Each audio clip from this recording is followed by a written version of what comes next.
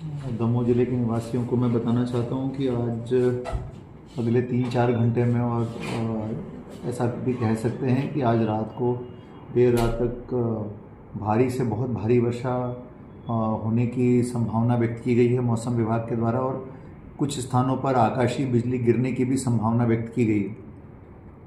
तो इसलिए हमारा पूरा अमला जो है अलर्ट पर है। लेकिन मैं आप लोगों को ये बताना चाहता हूँ कि सभी लोग जो हैं इस विषय को लेकर के सावधानी से रहें। एक तो आकाशीय बिजली गिरने वाला जो विषय है, उस विषय में मैं आपको 2-3 चीज़ें ज़रूर कहना चाहूँगा कि यदि मान लीजिए ऐसी स्थिति बनती है तो क्या सावधानी रखनी चाहिए, जिनमें पहली चीज़ खुले मैदानों और खुले स्थानों पर या पेड़ के नीचे बिल्कुल खड़े न रहें, ये बचना चाहिए हमको। खुले मैदानों में खड़े रहने से बचना चाहिए। फिर सुरक्षित स्थानों पर रहें, घर में या आप वाहन में हैं यदि तो वाहन के अंदर ही बैठे रहें, वो सुरक्षित स्थान है।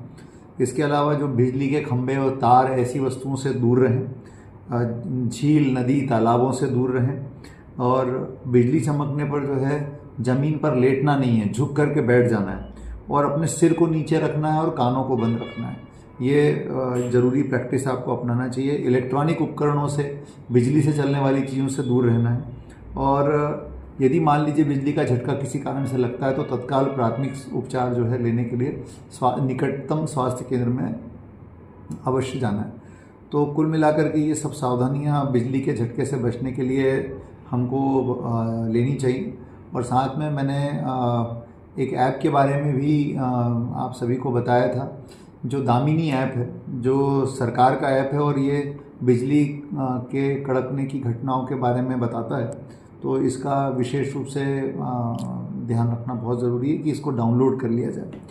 तो और 2-3 चीज़ों का और ध्यान रखें कि यदि आपके परिवार में कोई गर्भवती महिला है जिनकी की डिलीवरी 2-3 दिन के अंदर हो रही है, अगले आज कल परसों में 2-3 दिन के अंदर हो, और वो बहुत ही दूरस्थ अंचल में रहती हो जहाँ से यदि बहुत अधिक बारिश हो जाती है, रास्ते बंद हो जाते हैं तो एम्बुलेंस का लाना संभव न हो, तो ऐसी गर्भवती महिला को हमारी सलाह ये है कि आप निकटतम स्वास्थ्य केंद्र के बर्थ वेटिंग सेंटर में या उनके किसी ऐसे रिश्तेदार के यहाँ जो कि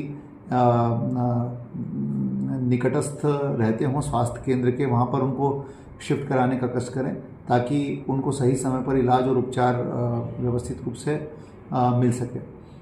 ऐसे समय में जब बहुत तेज़ बारिश होती है तो नदियों तालाबों में पानी उफान पर आ जाता है, तो ऐसी जगहों पे जाने से बचें और पानी में तैरने से बचें। ये झरनों